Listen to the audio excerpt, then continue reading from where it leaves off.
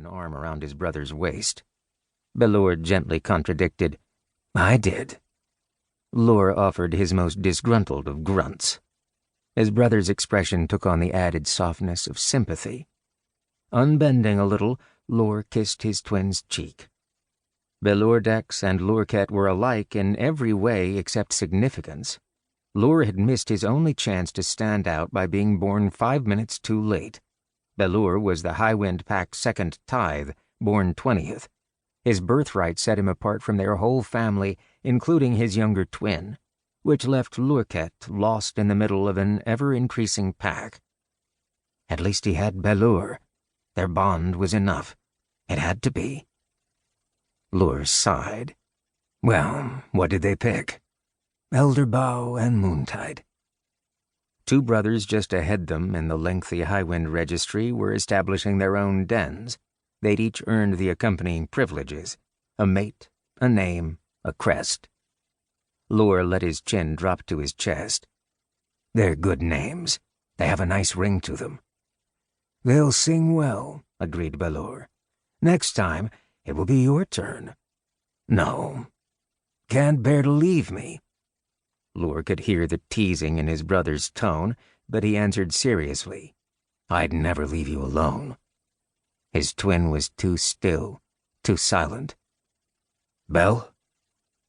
There has been some talk. Lure wanted to flee from this new tone in his brother's voice, but he tightened his hold. Nothing is settled, Balor went on. Father only thought to mention it to me earlier today. I hardly know what to think. If not for the fragility in his brother's gaze, Lure might have exploded with impatience. Somehow he confined himself to a ragged, What's happened? A suitor. He shook his head, not following. All their older brothers were settled, and none of their younger ones had reached the appropriate age. A suitor, Lure echoed. Who's a suitor? Someone from the Amberveld pack. Lure knew the clan, of course. The Highwinds had ties to all the northern dens. An older sister had been courted by an Amberveld, and her strength had been added to their pack, and there had been additional intermingling among his many nieces, nephews, and cousins. Balor said, We played together as cubs.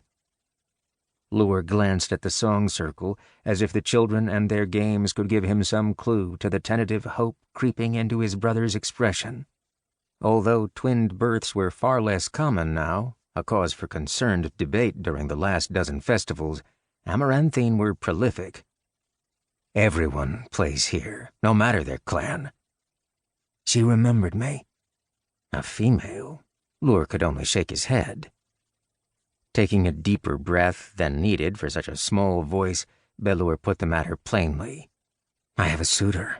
Terluso Amberveld says she will have me and no other. Lure could hear the wonder in his brother's tone. A 10th child never pursued a mate or established a den of their own, for they served the whole pack. But once in a great while, one was chosen.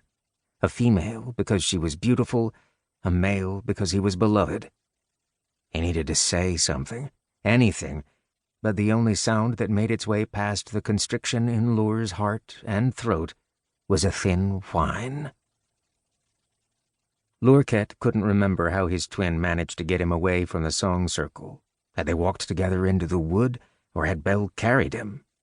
Lure didn't recognize the clearing spread before them, a sheltered basin of pristine snow filled with the serenity he craved and the solitude he feared. Taking him by the hand, Belle led him along the edge to a place where the ground split. They dropped into the gully, springing from stone to stone as they followed its jagged course. Walls rose up on either side, and dark recesses began to appear. Belle turned, took both of Lure's hands, and rose from the ground. A short flight. Halfway up the sheer rock face, a narrow ledge served as a threshold.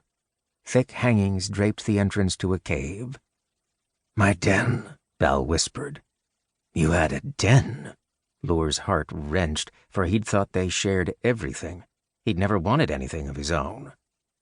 This territory belongs to the Highwind tributes for hunting and for trade.